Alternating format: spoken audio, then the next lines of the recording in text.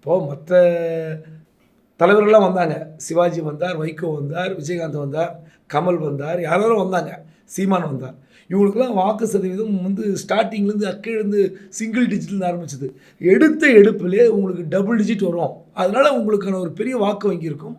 இரண்டாவது 2026 திமுக ஆட்சிக்கு வந்தாலும் சரி, இல்லை அதிமுக ஆட்சியை பிடித்தாலும் சரி, உங்களுக்கு ஒரு பெரிய வரவேற்பு இருக்கும்.